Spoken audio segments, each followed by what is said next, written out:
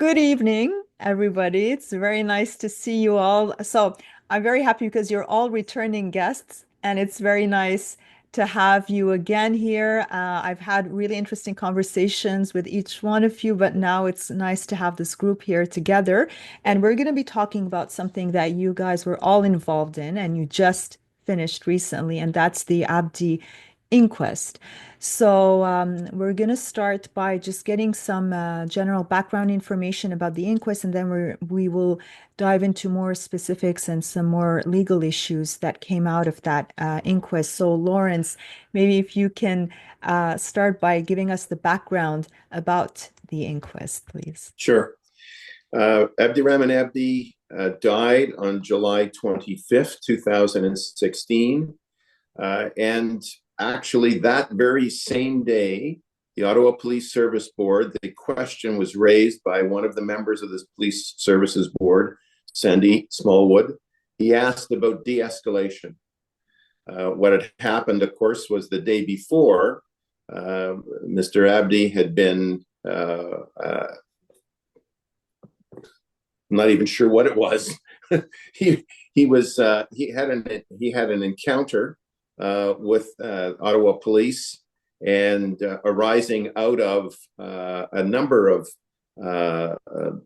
sexual touchings of women in a cafe in broad daylight, and it should have been clear, and in fact was clear, at least to the first officer on scene, Officer Weir, that there was something that wasn't quite right with Mr. Abdi, that there were the mental health issues involved, and a chase ensued.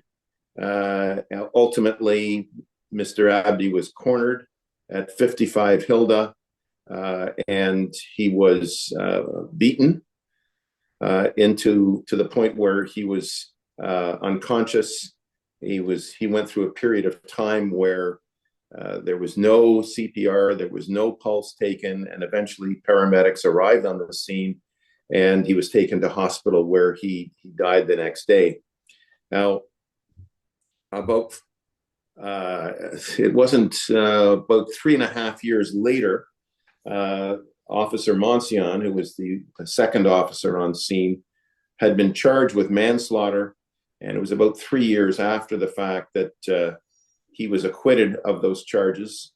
And shortly after that, we had started a civil action on behalf of the Abdi family.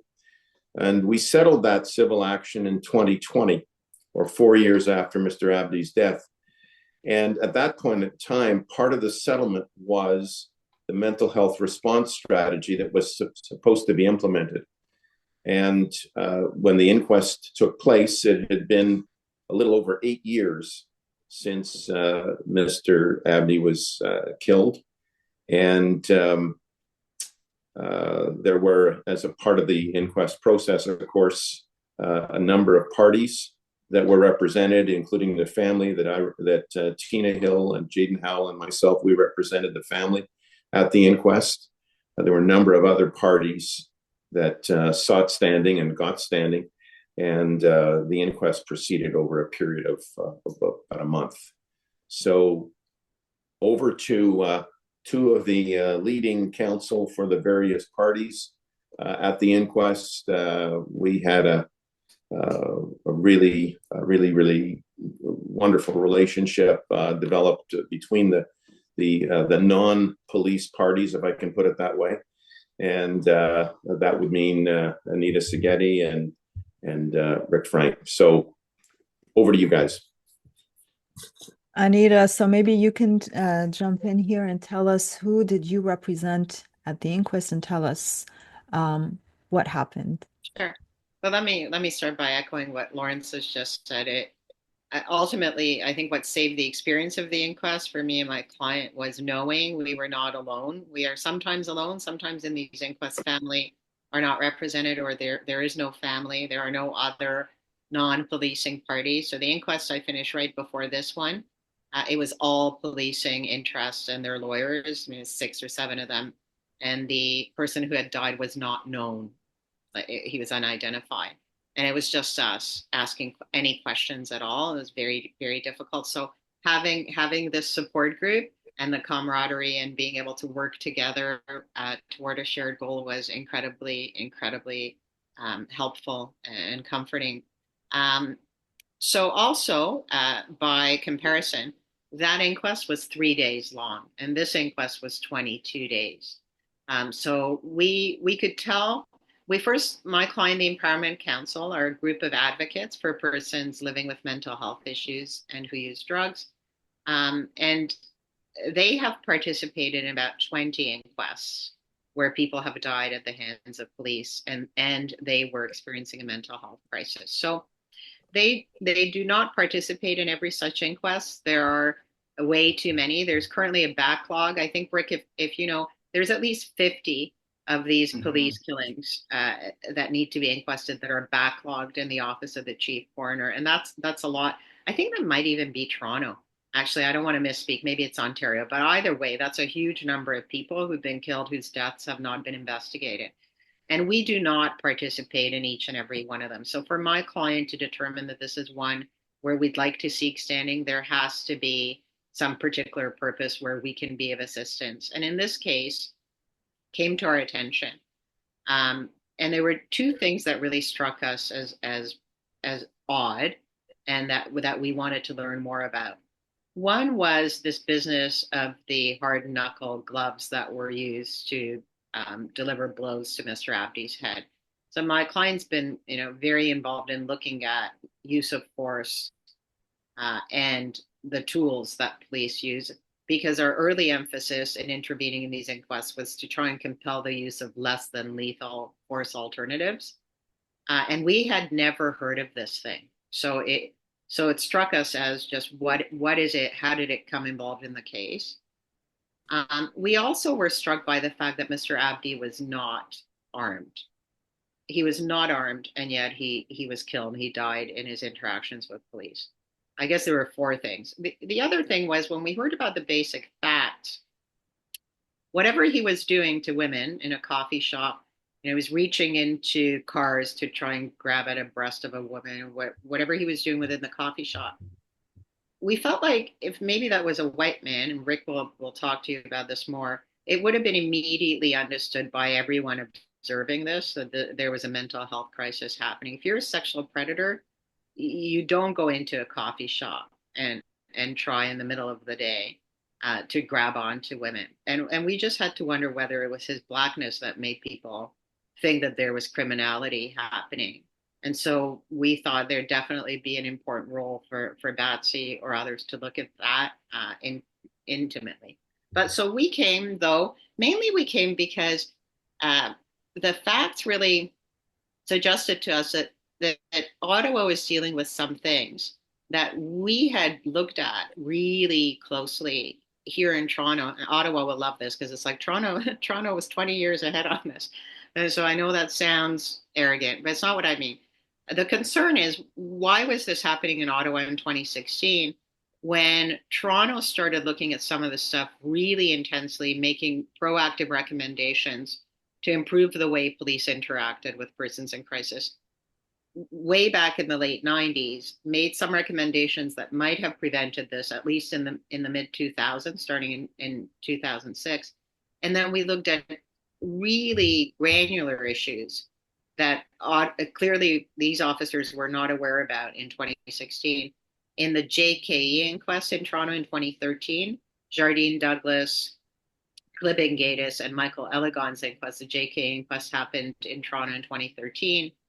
And Sammy Yatim was killed in Toronto in 2013, and the Yakabuchi report came out of that. And so we didn't understand why in 2016 there appeared to have been absolutely no awareness of the improvements in training, the de-escalation efforts, how to engage people in crisis, why none of that had filtered down, even though it's 2024 and this happened in 2016. It didn't happen in 2011. It didn't happen in 2005. It didn't happen in 1998.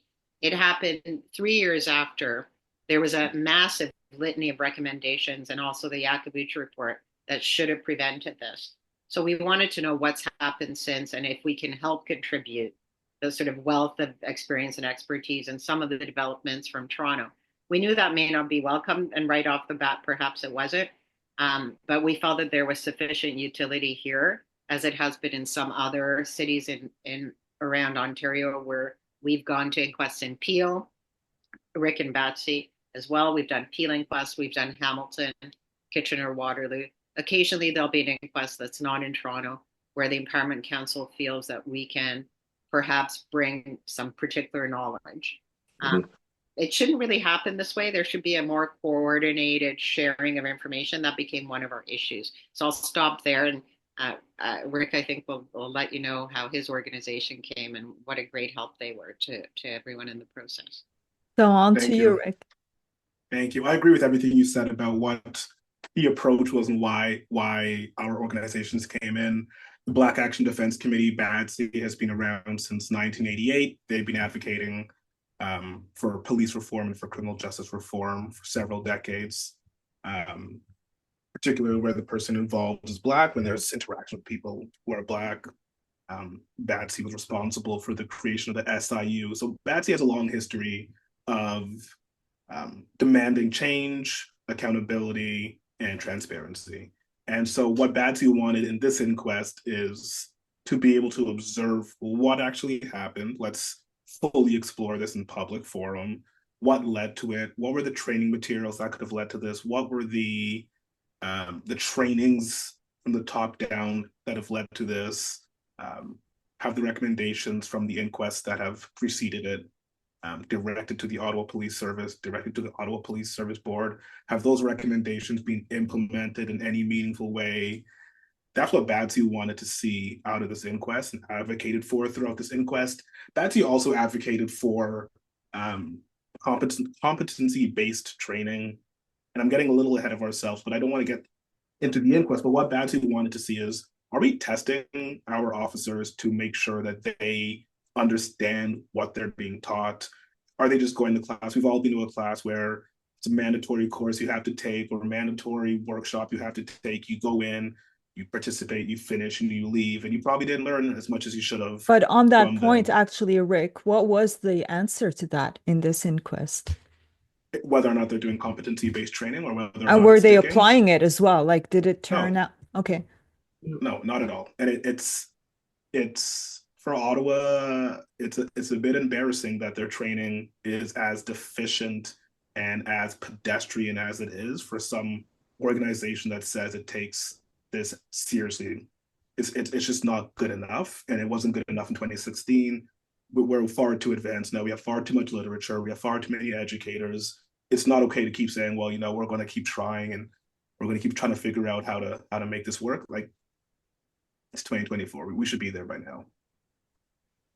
I should say, going into the inquest, the family's only real desire was to learn how much had changed since Abdirahman Abdi died. Keeping in mind that the police services agreed to the implementation of the mental health response strategy back in 2020 as part of our civil action settlement. What the family wanted to know is, what have you done? Not what are you studying, what are you researching, what are you prioritizing, what are you considering? What have you actually done? Show me the change. And what did they do, Lawrence, since then, since 2020? They had 4 years. We can jump. Well, they've had a lot more than 4 years. Actually, this is a problem. It goes back. There have been at least 3 former police chiefs that I have met with and talked to, and they've all said the same thing. And Deputy Chief Bell said it in this inquest. He said 80%. The other chiefs have said 90%. Somewhere between 80 and 90% of all police calls involve mental health, drugs, and or alcohol. 80 to 90%. That's their stats. That's their numbers. So attending police officers have been dealing with this problem for decades. So they've had an awful long time to have the communications, the training, the use of force, de-escalation, the first aid, all the areas that came up in this inquest, and those are the five of them, all those areas, they've had years to make change. And it's just, this is not happening. There's been so little change. One thing that's kind of interesting is some change has only recently occurred as a result of this inquest.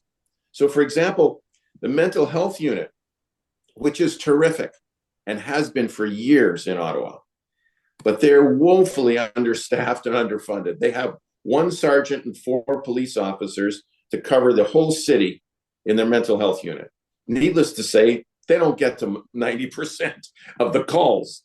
So there's been a push to increase the mental health unit funding and resources and staffing for years. Next year, they're getting two more officers and one sergeant. It's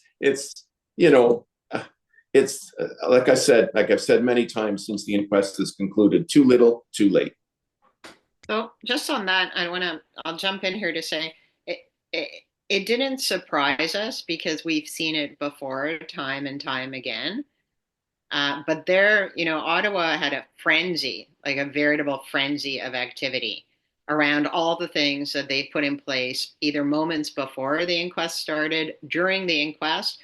When we heard from Deputy Chief Bell, he told us, next week, so this would have been this past week, the next week after the close of the inquest, there was a new plan to put a high-ranking police officer in charge of, coordinating the mental health response, making sure that the inquest recommendations are implemented and all that. But, putting a high-ranking police officer in charge of the mental health portfolio was a recommendation from inquests in Toronto going back like 20 years or nearly some such, right? Because one of the experiences we've had here in Toronto is if you put someone who's not high ranking, because policing is still quite, they care what the rank of the officer is who's in charge of whatever. And so you put a lowly officer in charge of something, whatever he says or does or directs is not necessarily followed. So the experience here has been it's got to be someone high up who's got a charge of something, and then everyone falls in line. So we know that's the ticket. And Ottawa's deputy chief told us on the stand on the very last day of the inquest that, okay, now next week that's going to happen here, which is positive. It's positive to see, and it's something the inquest has brought to the local service. But the frenzy of activity was absolutely remarkable. So the changes that were made, there's Anchor, which you might know about in the center town. So we've got, mobile crisis that's staffed by trained peers. That was rolled out a couple of months before the inquest started in the summertime. The addition to the mental health unit, a whole whack of things were new and being put in place right before the inquest.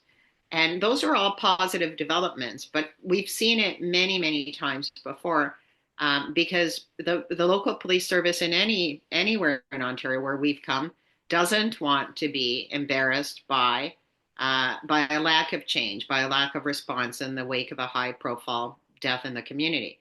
So they will get as many ducks in a row as humanly possible immediately before the inquest so they can come to the inquest and say, we're on it. Which is, I guess, if that's going to be the one impetus that lights a fire under the local service, that's a very, very good reason to hold inquests as close as possible then to the time of the death and not wait 8 years to hold that inquest.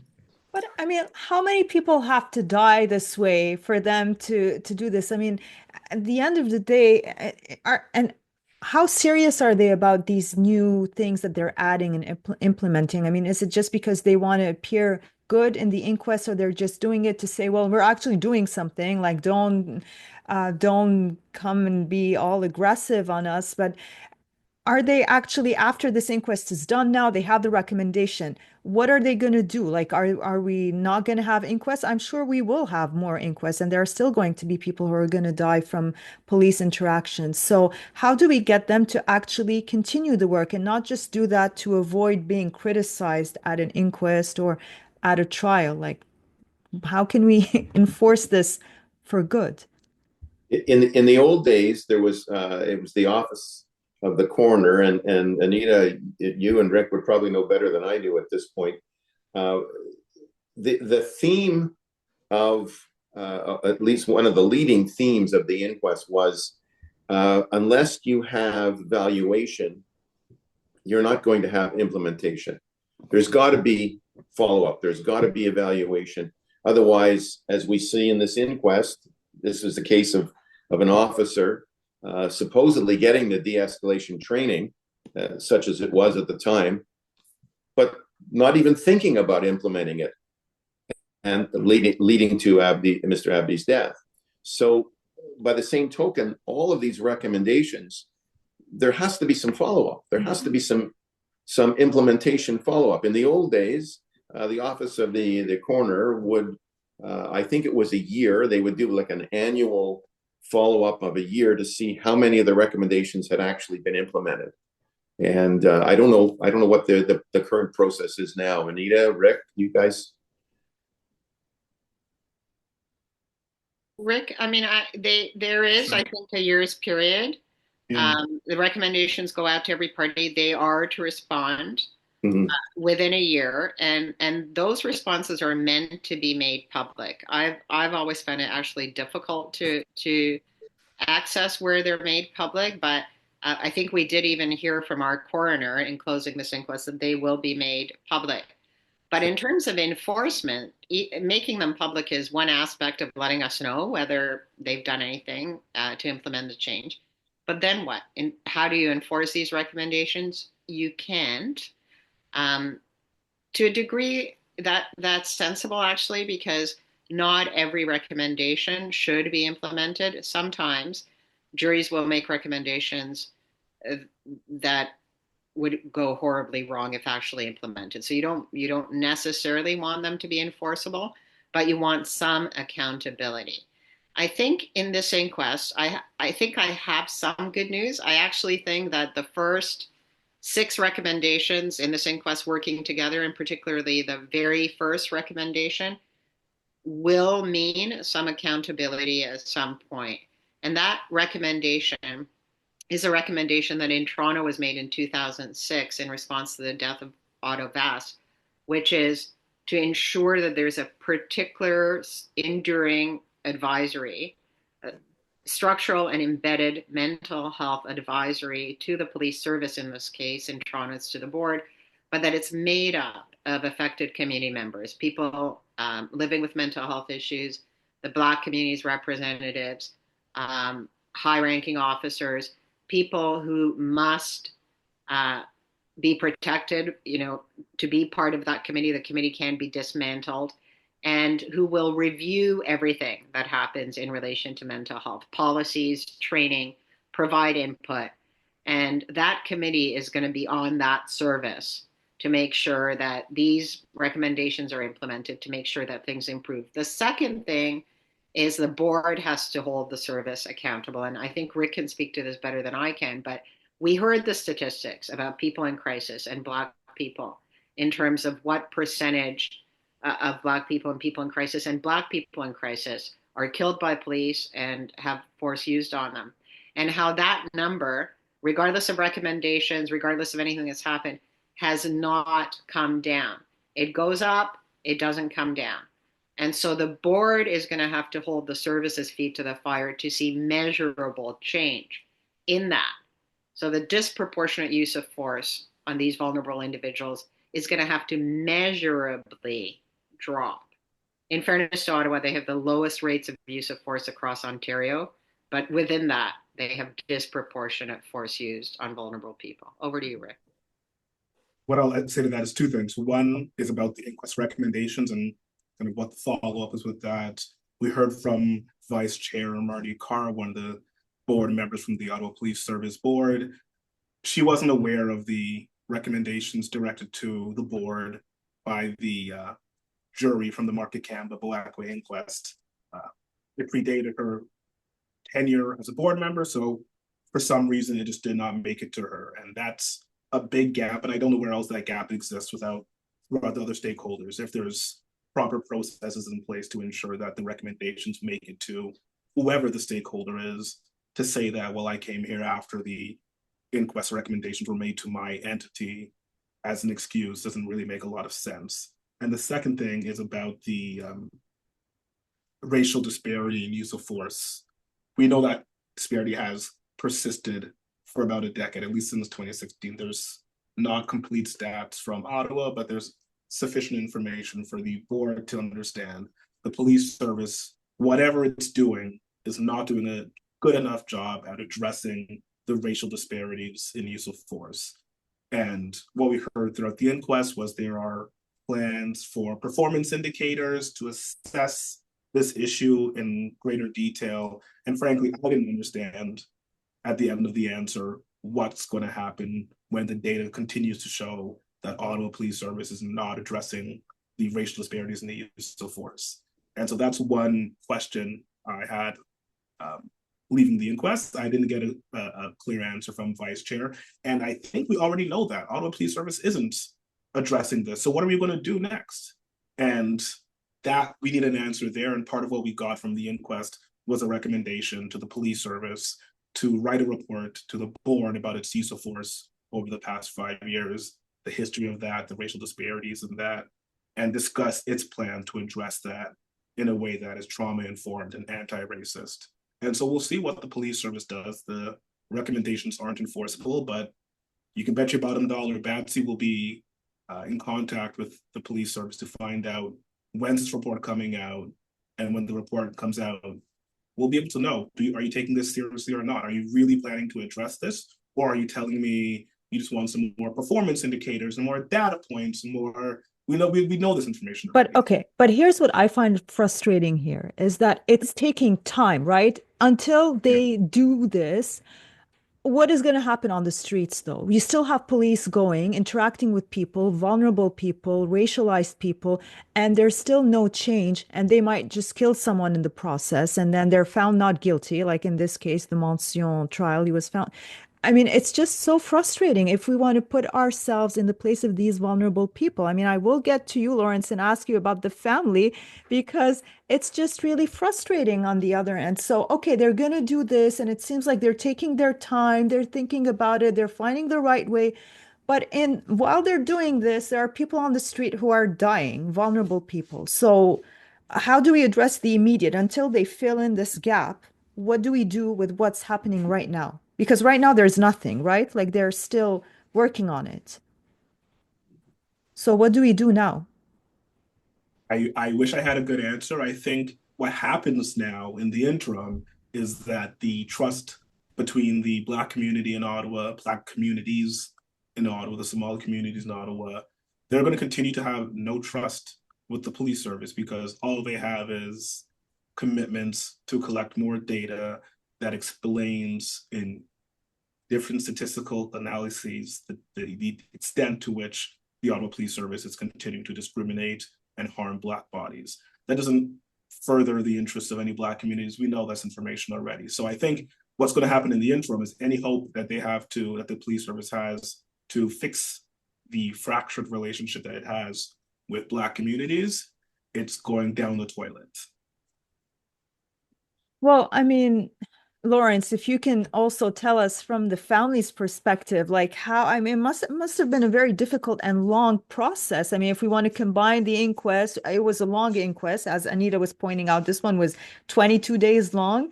And then before that, they had to endure the criminal trial, which was also a very lengthy trial, and it went through COVID, I think. So it was just, it must be a nightmare for the family. So if you can tell us about your client's perspective. It has been.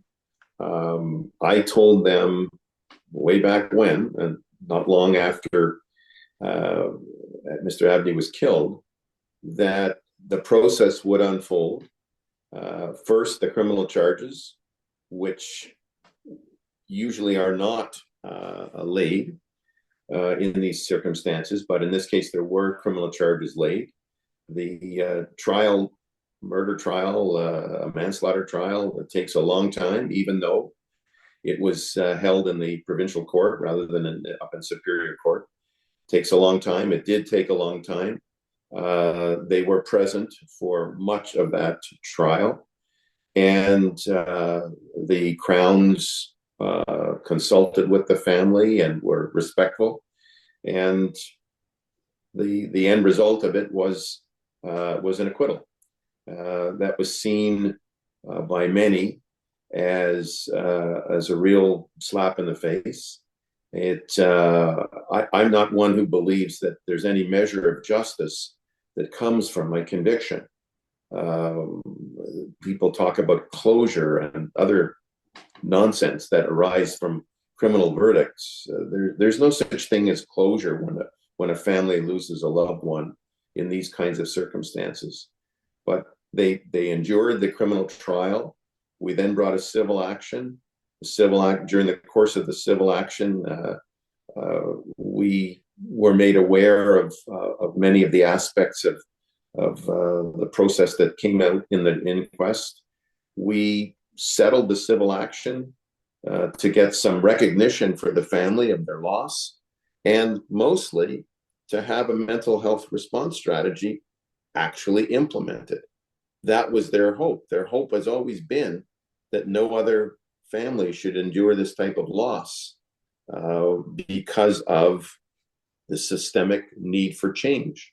So as far as when it came time for the inquest, which I had told them initially might be somewhere in the 4 to 5 year range, which in and of itself is very sad.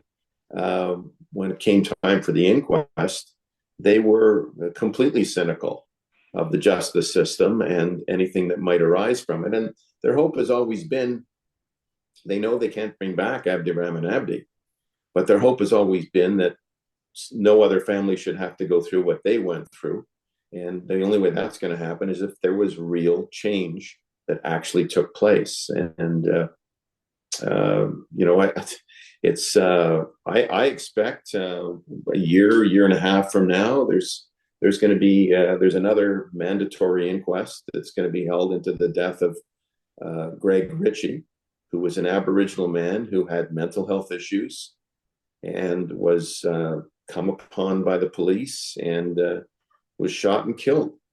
And we're going to be revisiting all the mental health issues and the police response and the lack of de-escalation. We're going to be revisiting all of these issues all over again.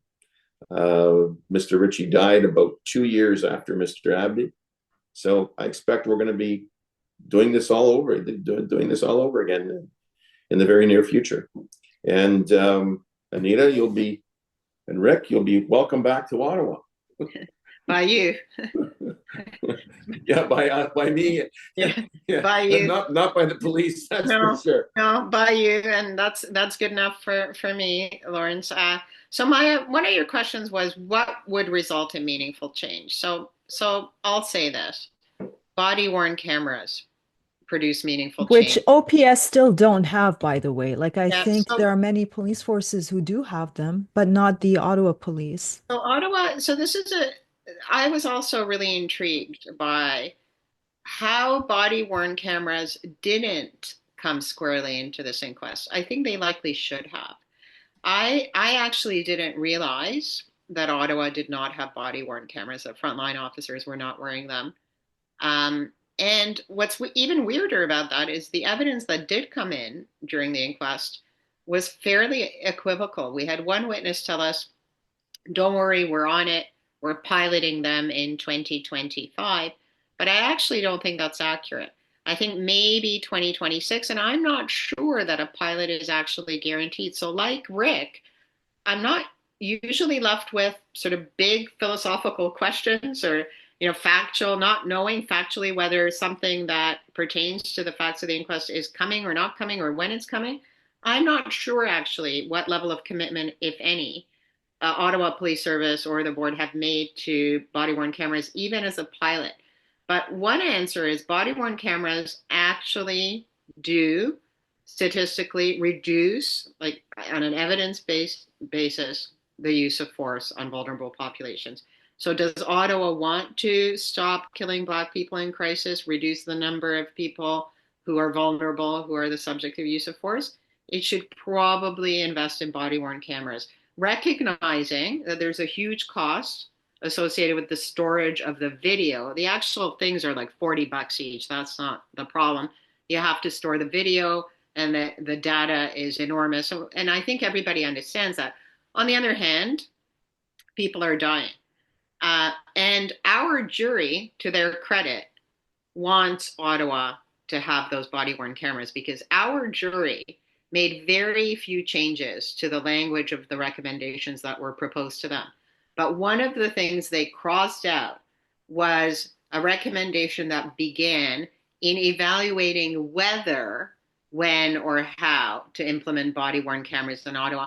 And they just crossed out whether of their own motion. So they simply said, in evaluating when Ottawa will introduce body-worn cameras, they should look at its utility in training in this way. Mm-hmm. So at least the jury is saying it's got to be a when, not a whether. Like, forget about not bringing body-worn cameras to Ottawa. So that I think in some ways has to be priority number one. And it wasn't squarely addressed here, but the jury nonetheless made their views known. And then I have some other things to say, but I'm going to shut up for now.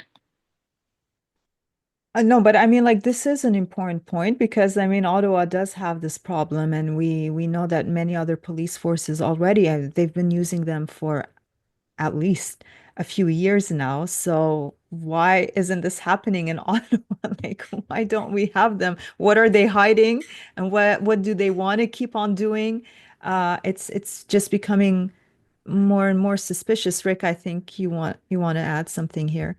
I do. One of the things about body-worn camera is obviously you're able to assess whether what the officer is saying is true. All police, I take it, should be open to having that, to say, no one can accuse me of doing XYZ because it's all caught on camera. That's perfect. In this case, we heard shifting evidence from Constable Weir about what Mr. Abdi did at particular times, and we heard his evidence shift from innocuous to Mr. Abdi's being dangerous. He's holding a 30-pound pad over his head. He's stepping towards me. We don't have the body-worn camera. We can't assess that in any way. And so any decision maker has to either assess the credibility of the officer, or just has to assess the credibility of the officer, believe him or not, don't believe him. We need body-worn cameras so that officers always know that there is someone who's able to watch and observe what's happening. It protects them and it protects the community. I mean, I'm not going to be an advocate for raising the police budget in any way. The police budget, they have plenty of money. And to what they've said in the inquest, they have divested some of the work that police are, the calls that police responding to other services like Anchor. So there appears to be, police are doing less work than they were before. So there may be enough money for them to find storage for body-worn cameras. But I agree, that's one way, one objective, measurable way to address the disparities. If used properly, right? Because they still control when they turn it on. They can always have an excuse like, oh, it wasn't working today or whatever, right? Like, so yeah. There's still that, but still better, I think. Lawrence. You know, since Rodney King, and I've been suing police forces for 4 decades. Since Rodney King, that video came out, and the advent such that everybody and his brother now has, and his sister, has a video capacity on their phone, things have changed. And I can't tell you the number of cases against the police that we have that have settled on liability because there's video. Even in this case, there is video that if you watch it, you can't fathom how it is that Monsian walked. It's unbelievable. The advent of video has made pursuing police misconduct a lot. It's facilitated it. It's made it easier for the plaintiffs, the people who are the victims of police misconduct. But it hasn't substantially changed the police response. And the reason for that is there's no accountability. Right. We every day, Maya, you and I and many other defense lawyers are making charter arguments in criminal courts. And once in a while, we're actually successful. And when we are successful, it's because the police didn't respect the charter rights of the person that they arrested. Do you know that not only the Police Services Board never hears the judge's decision where one of their police officers was found to have violated constitutional rights? Police Services Board hears nothing of it. The police chief never hears about it. The officer himself or herself is never advised. There's no system in place for them to be advised.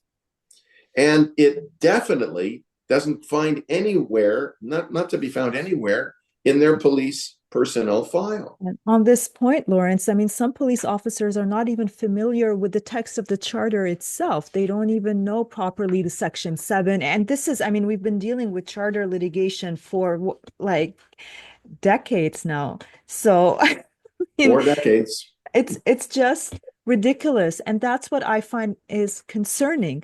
But I mean, you can have a charter issue and not have a person die in the process. But here, what is really concerning is that someone's life was lost because of police misconduct. And like you said, there's no accountability. There doesn't seem to be a way to force them to do, like we just recommend them to do things, but it's just really frustrating from a civilian perspective. So, I mean, what other ways are there that we can? Yes, go ahead.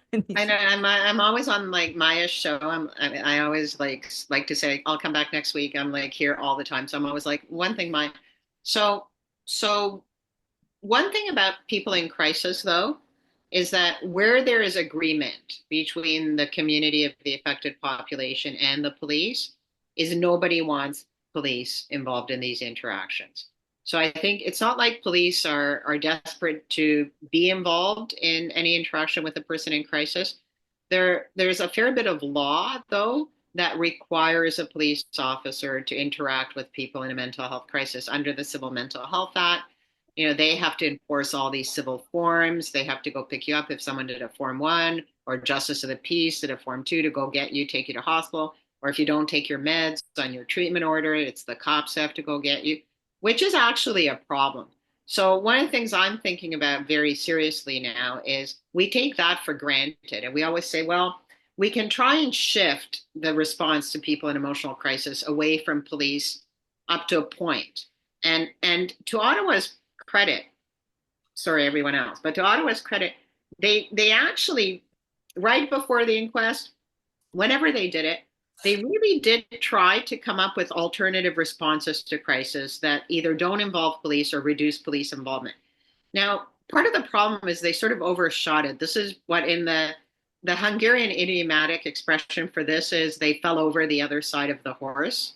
I don't know if you have that in English, but they really did. So they went from like police are doing everything to we have 8 different options. 8. I counted 8 different options.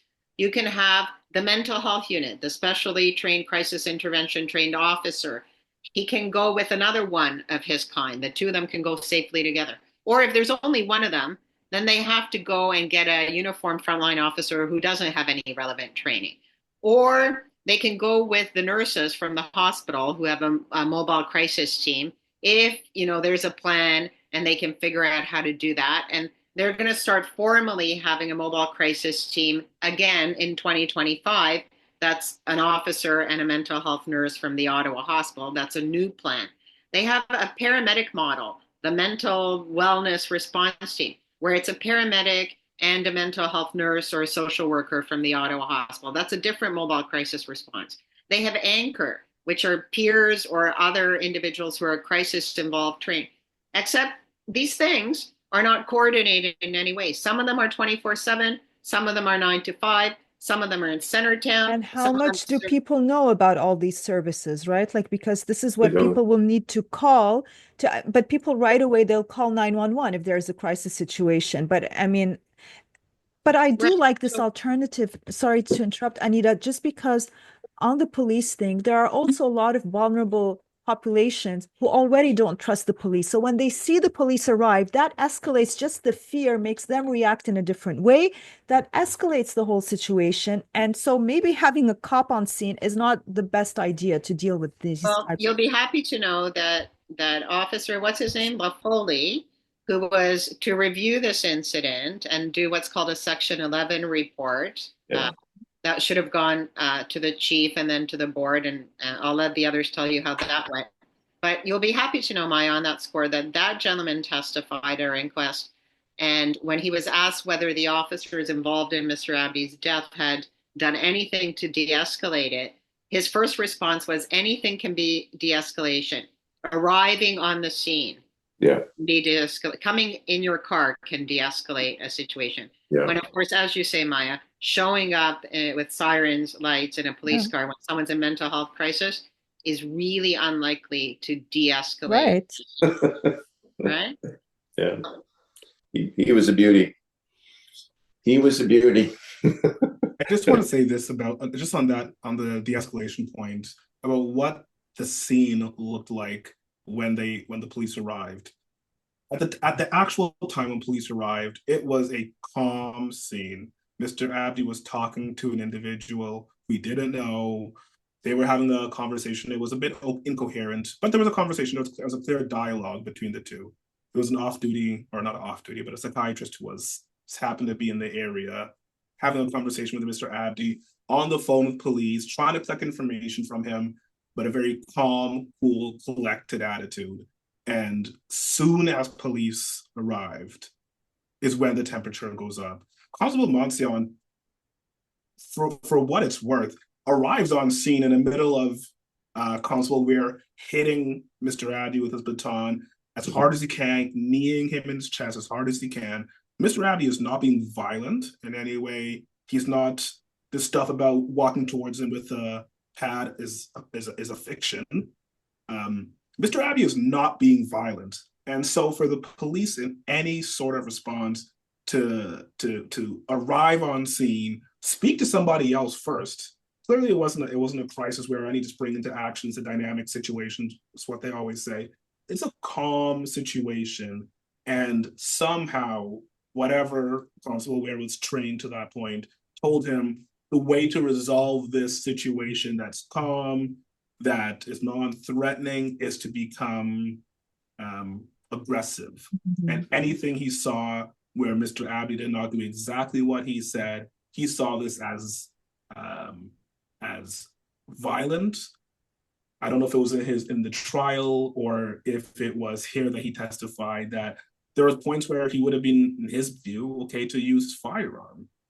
And again, Mr. Abdi was not doing anything. So when we're talking about these alternate methods, this anchor program, the other strategies we have, what's clear is that police don't have the, I don't want to say the wherewithal, they don't have the training, first of all, but they don't have the temperament to be responding to people who are in crisis. Inquest after inquest, we see the same thing. Police never arrive on scene and say, hey, sir, what seems to be the problem?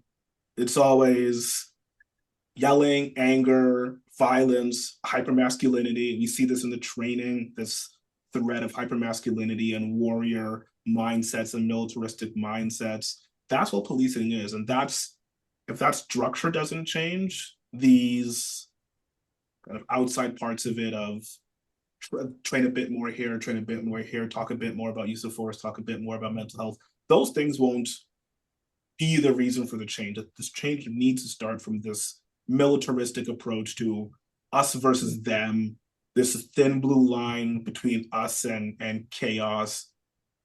I mean, police are really an investigative body. They're not stopping crime. They didn't stop crime here. They caused crime, but they didn't stop any crime here. So no, they're always looking for more evidence. They're collecting evidence to charge people. And this is the thing, their mere presence is what causes the escalation sometimes, and especially in some groups, in some neighborhoods, with some populations.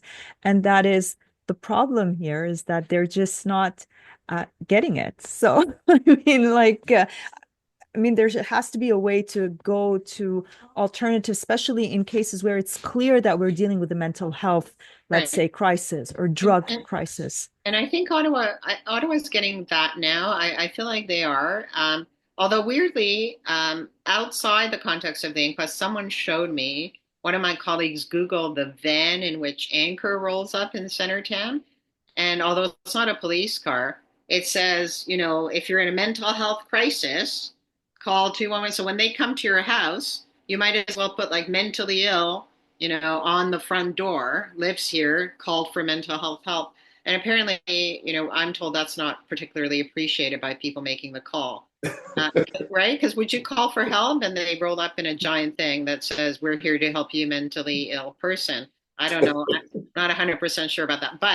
But the point is, I think Ottawa Police does agree, and the community agrees that they need to get police out of these interactions as much as possible. So a lot of our recommendations from this inquest focus on how to do that, how to build up models like Anchor, minus the van, without police involvement at all, because most of these mental health crises don't involve weapons and should be handled by individuals with lived experience, peers who've been there before, who can de-escalate that crisis.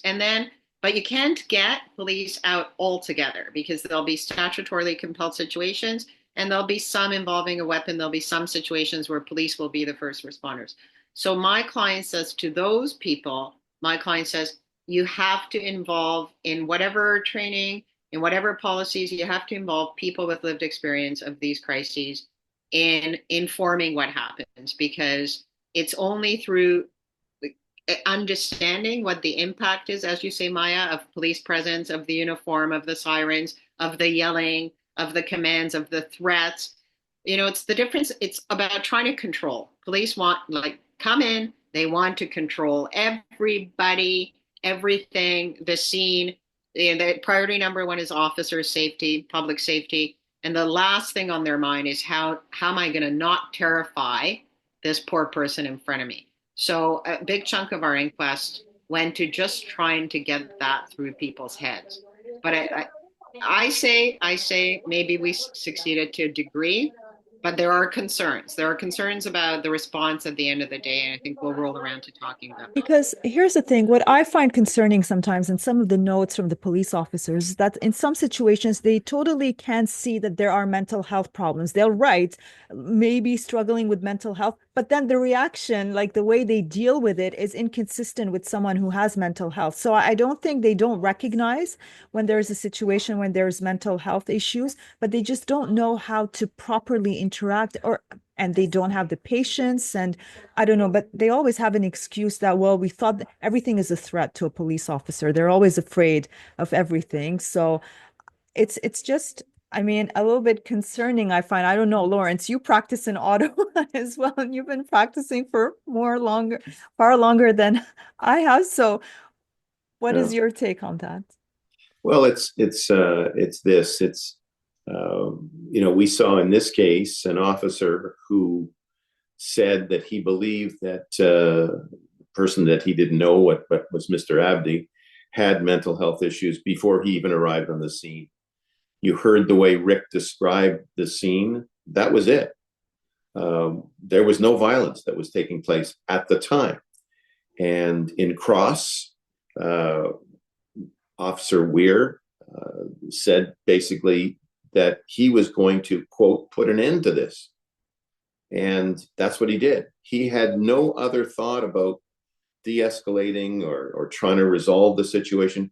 No thought at all. He had the training, minimal, but he had the training, and he had no thought about other than, I'm going to put an end to this. I'm going to arrest this guy as quick as I can. Even though when he arrives on scene, he knows he has mental health issues and he sees there's no violence taking place. And this is not, 1 in a million situation. It's unfortunately all too common. And the only way that it's going to ever change is if you have a change in the approach of new recruits, what they're taught, and the guys that are on the police service, if they are getting, instead of their automatic requalification and use of force every year, and God knows that they have to have that. But the other side of it is de-escalation is not a part of use of force. They are not part of the same wheel of fortune or misfortune.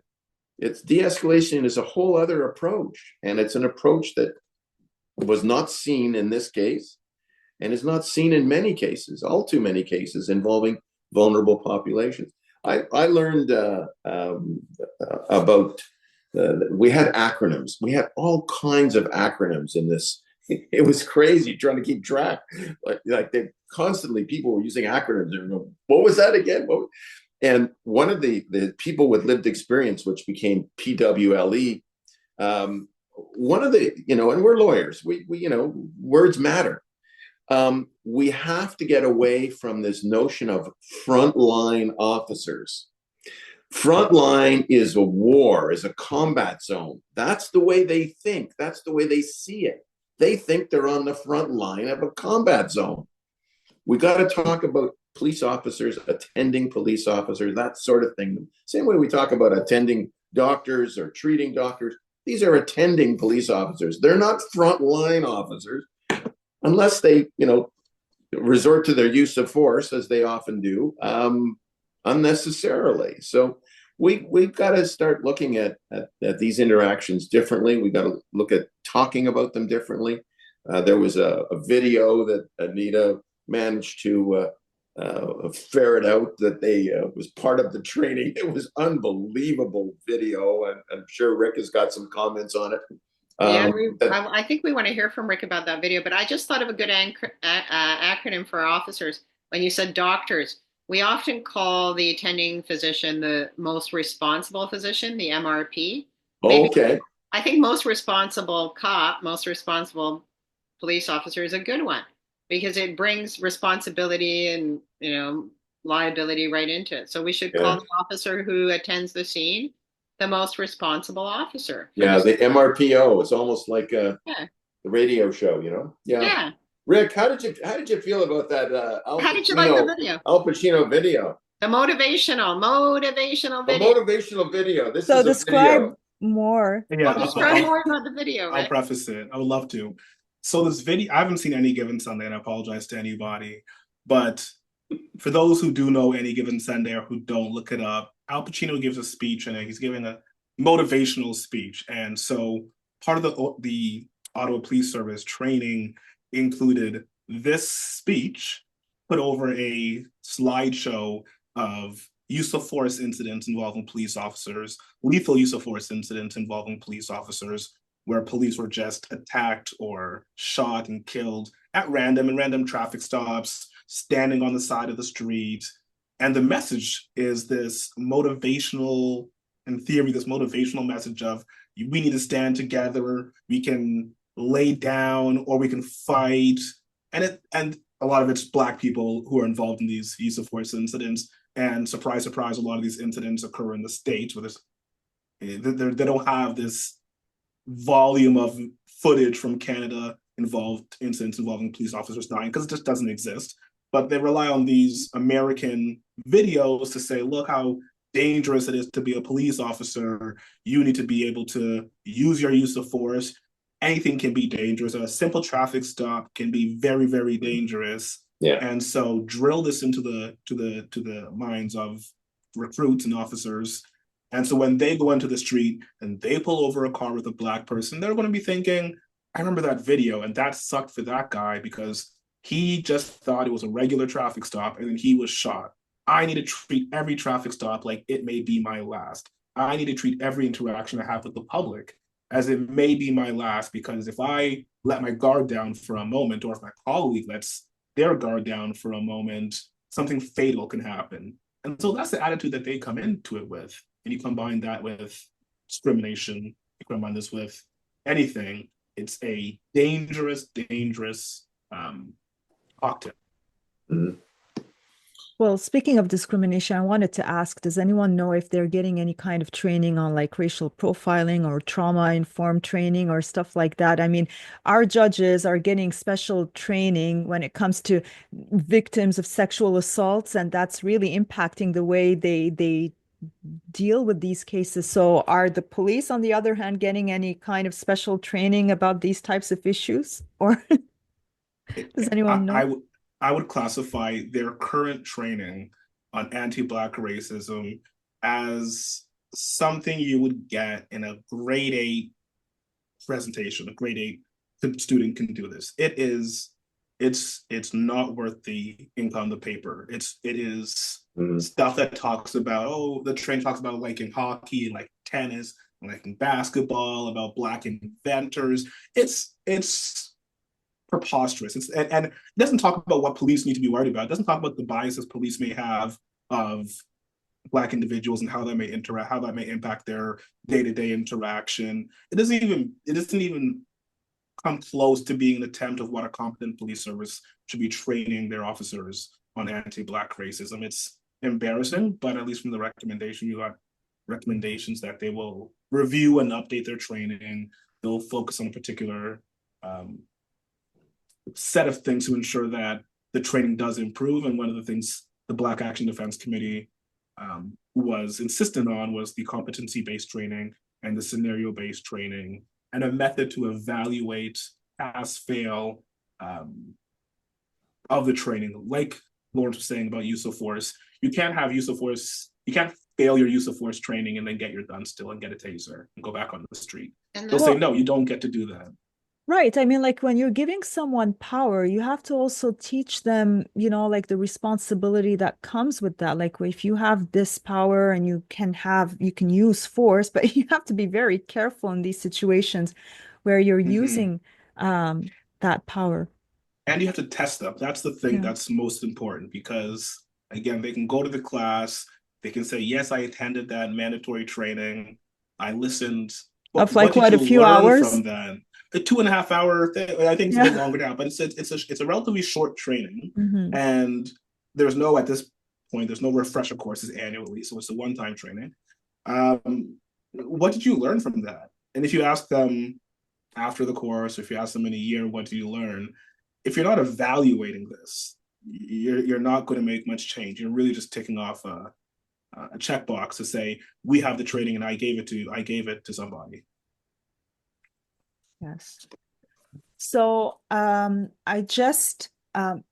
mean, this became a little bit very pessimistic. Is there anything like, can we end this on a happy note? Like, is there hope? Is there optimism? As long as there are lawyers that are prepared to stand up on behalf of clients who are providing services to the more vulnerable populations, and as long as we're prepared to stand up and fight, there's got to be hope. It's when Rick and Anita and I and others, and so many others who stand up on a daily basis, like this, Maya.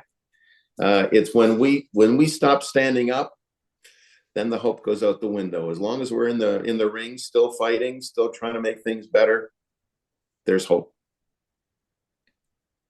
All right. So I'll Anita, say this. yeah, Rick, go Just from the ahead. Black Action Defense Committee, there's always going to be hope. The Black Action Defense Committee has been advocating for the better part of 5 decades and has seen a lot of change over those past 5 decades. It's slow, but it requires us to be very deliberate. It requires us to, like Lawrence says, we need to keep pushing forward. And in terms of confidence, police service or the police service board or the solicitor general, no, I don't have. There's no confidence per se about that, but I am confident that Black activists and activists in Ottawa will continue to advocate, will continue to press the police service and the police service board to change, and slowly but surely, I'm confident that that will be a successful mission. And I'll just say I'm a proponent of the inquest process. I think when Mr. Ritchie's inquest is held in another year or two, Lawrence, recommendations from this inquest, if the service has not implemented them as they said that they would throughout the inquest, and after the verdict came down in the press, they said we're motivated, we want to fix everything. Okay, here's your chance. Um, and I think one good thing to come out of this is through my client's participation on the mental health front, we've made sure that the service and the board are aware of organizations of people with lived experience. The Psychiatric Survivors of Ottawa is a long-established organization, 500 members that provides peer support, all kinds of respite and assistance, and involving the affected population, same as with other affected populations, involving them in the training and in the advice to police, hopefully will improve things locally for Ottawa, which quite frankly is 20 years behind where I'm used to seeing police services functioning on this front. And so I hope that big changes are made and quickly and sincerely by the service and the board, and I expect that they will be. So let's hope for the best, and we do. Thank you so much, everyone, for taking the time tonight to talk about this inquest and for this really very interesting conversation that we had. And I know we're recording this on a Saturday on the weekend, so I really appreciate this even more. So thank you so much. And I hope to see you all again soon, and we'll talk about something different. I hope Lawrence gets us another 10,000 views. We're counting on him. Take care, guys. Thank you, Mike. Take care, everyone. Thank you so much. Lawrence. Thank you. Bye.